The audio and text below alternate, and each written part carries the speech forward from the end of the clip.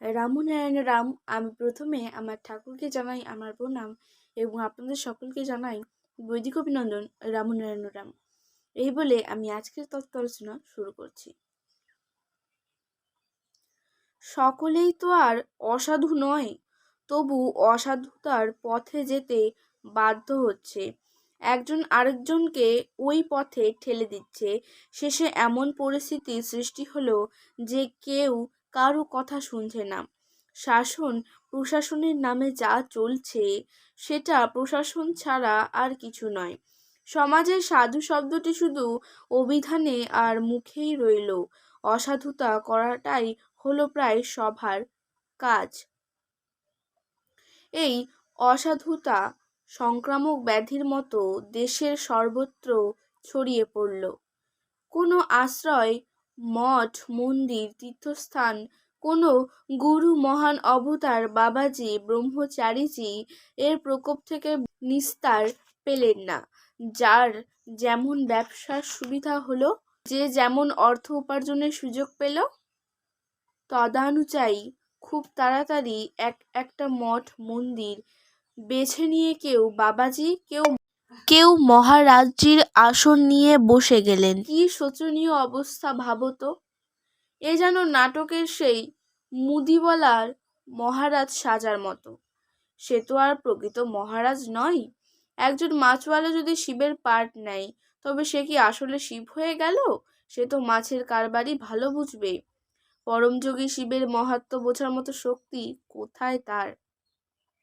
কোথায় পাবে সে সেই পরম জ্ঞান?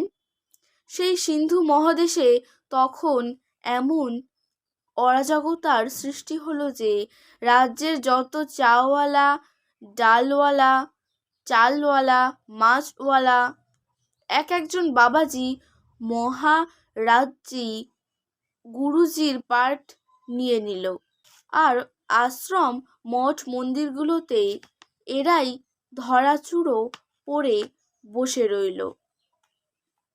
আসল লোক, সাধু লোক একটিও আর রইল না। আসলের বেলায় দেখা গেল সব ফাঁকা।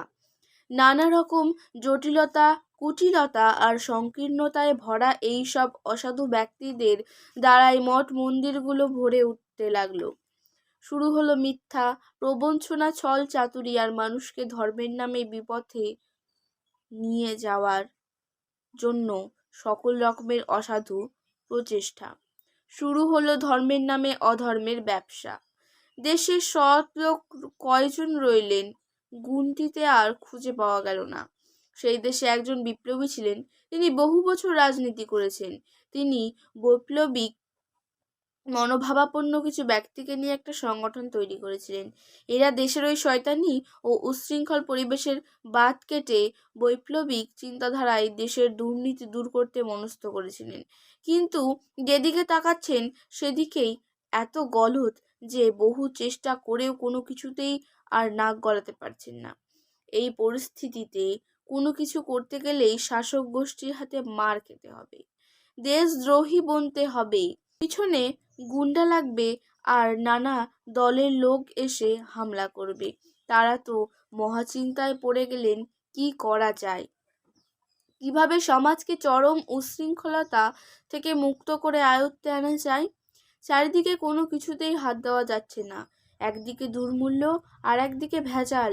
এই ব্যাপারে বড় বড় রাজনৈতিক নেতাদের সমর্থন তো ছিলই, আবার সরকারের বিশেষ বিশেষ গুরুত্বপূর্ণ লোকেরও পরোক্ষ সমর্থন ছিল।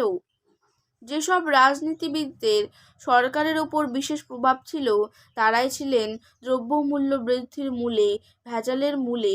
এদের সাথে ব্যবসায়ীদের ছিল ভালো বকরা।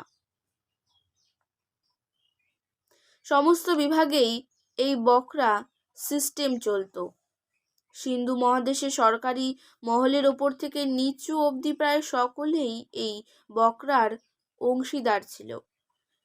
দেশের উন্নতিকল্পে যে কোনো বিভাগে যা কিছু প্ল্যান করা হতো সব কিছু এই বকরা নীতিতে ভাগাভাগি হয়ে যেত। যেমন মনে করো কোনো কাজের জন্য একটি টাকা মঞ্জুর হলো, বকরা হতে হতে সেই টাকা 5 লাখে গিয়ে দাঁড়ালো।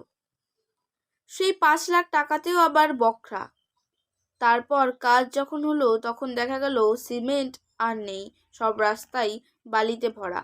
বছর ঘুরতে না ঘুরতে বর্ষায় বালি গেল ধুয়ে, রাস্তা গেল ভেঙে। এই গল্প শুনে তোমরা কি মনে করছো বলো তো ভক্ত? অনেকটা আমাদের এই দেশের মতোই সেই দেশের অবস্থা ছিল, তাই না ঠাকুর? তা জানি না, যেদিকে হাত দিয়ে যাও সেটাই নাই, সেটাই ফাঁকা। অনেকদিন আগে যখন মুখে মুখে পাতাল রেল হাওয়ার কথা শোনা যাচ্ছিল, তখন আমি কথায় কথায় বলেছিলাম এদেশে পাতাল রেল হাওয়ার পক্ষে উপযুক্ত নয়। আজকের তথ্য রচনা আমি এখানে শেষ করছি। দেখা হচ্ছে পরের ভিডিওতে। ভালো থাকবেন, সুস্থ থাকবেন। রাম নারায়ণ রাম। প্রতিদিন এরকম নতুন নতুন ভিডিও দেখতে হলে আমার চ্যানেলটিকে সাবস্ক্রাইব করবেন এবং পাশে থাকা বেল আইকনটি প্রেস করবেন।